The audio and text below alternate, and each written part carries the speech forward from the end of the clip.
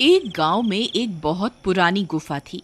उस गुफा के आसपास कोई भी जाने की हिम्मत नहीं करता था, क्योंकि गांव वालों का मानना था कि वह खूनी गुफा है। जो भी उस गुफा में जाता है वह फिर कभी लौट के वापस नहीं आता। फिर एक दिन की बात है। रामू जंगल में लकड़ियां काटने जाता है। वह लकड़ियां काट कर जंगल से वापस आ रहा होता है। तभी बहुत तेज बारिश शुरू हो जाती है। उसकी सारी कटी हुई लकड़ियां भीगने लगती हैं। अरे ये क्या? जब मैं सुबह निकला था तब तो बारिश के कोई आसार नहीं दिख रहे थे। अब अचानक ये बारिश कहाँ से शुरू हो गई? अब क्या करूं? तभी उसे एक गुफा दिखाई देती है। अरे यह तो वही खूनी गुफा है। इसमें तो जो जाता है वह कभी लौट के नहीं आता। अब मैं क्या करूं? इस गुफा में जाऊं या ना जाऊं? मेरे पास कोई दूसरा रास्ता तो है नहीं। एक काम करता हूँ, थोड़ी देर इस गुफा में रुक जाता हूँ। रामू उस गुफा के अंदर चल देता है।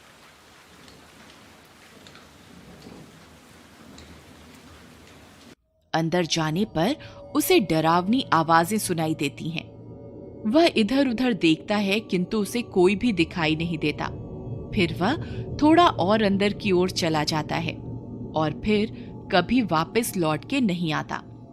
उधर गांव में रामू की पत्नी और उसका बेटा चिंटू उसका इंतजार करते रहते हैं। लेकिन पूरी रात गुजर जाती है और रामू घर वापस नहीं आता। फिर अगले दिन सुबह होने पर रामू की पत्नी और उसका बेटा गांव वालों के पास जाते हैं और उन्हें रामू के लापता होने के बारे में बताते हैं। अरे भैया, मेरे पति कल जंगल गए थे लकड़ियां काटने, परंतु वे घर वापस लौट के नहीं आए। कोई मेरी मदद करो उन्हें ढूंढने में। अरे बहन यशोदा, मैंने रामू को कल जंगल में देखा था। वह लकड़ियां काटकर घर की ओर आ रहा था। तभी तेज बारिश होने लगी और वह उस बारिश से बचने के लिए उस खूनी गुफा में चला गया। तुम तो जानती ही हो, वह खूनी गुफा है। उस गुफा के अंदर जो भी जाता है वह कभी वापस लौट के नहीं आता है। हे भगवान, अब मेरे पति का क्या होगा? शामू भैया, आप हमारी मदद कीजिए। आप कुछ गांव वालों को अपने साथ लेकर उस गुफा में जाइए। क्या पता आपको मेरे पति और बाकी गांव वाले जिंदा मिल जाएं। नहीं नहीं बहन, हम वहां मरने के लिए नहीं जाएंगे। सब बोलते हैं उस गुफा में एक चुड़ैल है, जो भी उस गुफा में जाता है वह उसे कच्चा खा जाती है। नहीं नहीं, हमें माफ करो, हम तुम्हारी कोई मदद नहीं कर सकते। फिर यशोदा और उसका बेटा हताश होकर वापस अपने घर की ओर चल देते हैं।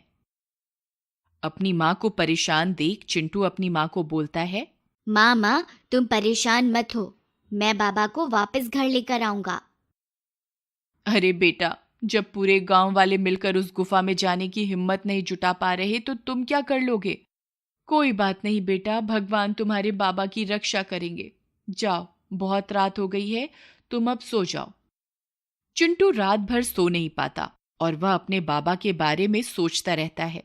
फिर वह फैसला करता है कि वह अपने बाबा और बाकी गांव वालों को जरूर उस खूनी गुफा से वापस ला कर रहेगा।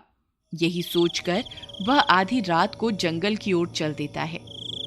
जंगल का रास्ता बहुत डरावना होता है।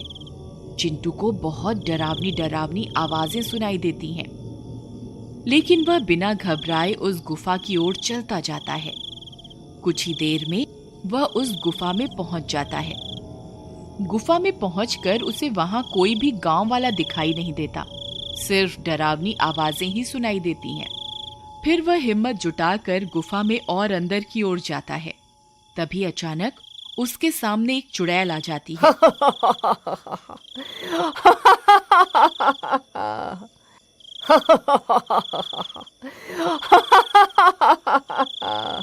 अरे ये कौन है जो इस गुफा में मरने के लिए आया है? चिंटू उस चुड़ैल को देखकर हक्का बक्का रह जाता है। डर के मारे वह कांपने लगता है। उस चुड़ैल को देखकर चिंटू की हालत खराब हो जाती है, लेकिन वह भागता नहीं है और अपनी जगह पर डटा रहता है। चुड़ैल उसे बहुत डराने की कोशिश करती है, लेकिन वह अपनी जगह पर डटा रहता है। अरे, ये तो छोटा बच्चा है, ये तो मेरे किसी काम का नहीं है। इसे यहां से कैसे भगाऊं? ये तो मेरा सारा काम चौपट करवा देगा। दूसरी तरफ चिंटू को घर में न पाकर यशोदा घबरा जाती है। हे भगवान, अब चिंटू आधी रात को कहां चला गया?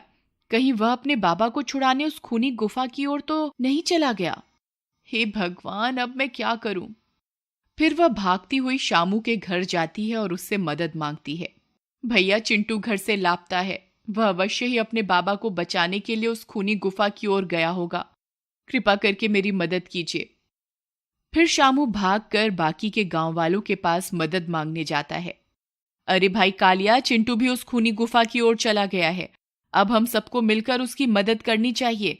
अगर एक बच्चा अकेला आधी रात को उस जंगल में खूनी गुफा में जाने की हिम्मत दिखा सकता है तो हमें अपने आप पर शर्म करनी चाहिए। तुम सही कह रहे हो शामू। चिंटू की हिम्मत को देखकर मुझ में भी हिम्मत आ गई। चलो, हम सब उस खूनी गुफा में चलते हैं। जो होगा देखा जाएगा। यही सोचकर कुछ गांव वाले मिलकर उस खूनी गुफा की ओर जाते हैं। दूसरी तरफ वह चुड़ैल चिंटू को वहां से डराकर भगाने की कोशिश करती रहती है, परंतु चिंटू अपनी जगह से नहीं हिलता। अरे मूर्ख बालक, क्या तुझे मुझसे डर नहीं लगता? मैं तुझे कच्चा ही खा जाऊंगी। मैं तुझे आखिरी बार बोल रही हूं, यहां से चला जा, नहीं तो अच्छा नहीं होगा। हे चुड़ैल, मैं अपने बाबा से बहुत प्यार करता हूं। अगर वे मेरे लिए अपनी जान दे सकते हैं तो मैं उनके लिए अपनी जान देने को तैयार हूं। मैं उन्हें लिए बगैर यहां से नहीं जाऊंगा। अब मैं तुमसे नहीं डरता। तुम्हें जो करना है कर लो। अरे यार, ये तो बहुत बहादुर है। यहां से जाने का नाम ही नहीं ले रहा। कहीं मेरी सच्चाई सबके सामने ना आ जाए। अब मैं क्या करूं? तभी सब गांव वाले हाथों में मशाल लिए वहां पहुंच जाते हैं। अरे बाप रे, यहाँ तो चुड़ैल है। अरे दैया रे दैया, भागो यहाँ से वरना ये चुड़ैल हम सबको खा जाएगी। सभी गांव वाले बहुत डर जाते हैं। अरे मूर्खों, डरो नहीं। देखो, चिंटू उस चुड़ैल के पास ही खड़ा है। अगर ये चुड़ैल को खाना होता तो अब तक ये चिंटू को खा चुकी होती। जरूर दाल में कुछ काला है। तभी सब गांव वाले चिंटू के पास जाकर उसके साथ खड़े हो जाते हैं। लगता है आज तुम सबकी मौत तुम्हें यहाँ खींच कर ले आई है। हे चुड़ैल, चिंटू की हिम्मत देखकर हम सब में भी तुम्हारा सामना करने की हिम्मत आ गई है। अब हम तुमसे नहीं डरते। तभी सब गांव वाले हाथों में मशाल लिए चुड़ैल की तरफ बढ़ते हैं। अरे ये क्या, ये सब तो मेरी तरफ ही आ रहे हैं। अब तो मुझे यहां से भागना ही पड़ेगा। अरे देखो देखो, ये चुड़ैल तो दुम दबाकर भाग रही है। लगता है ये कोई चुड़ैल नहीं है, जरूर दाल में कुछ काला है। चलो इसका पीछा करते हैं। सब गांव वाले चुड़ैल का पीछा करते हैं।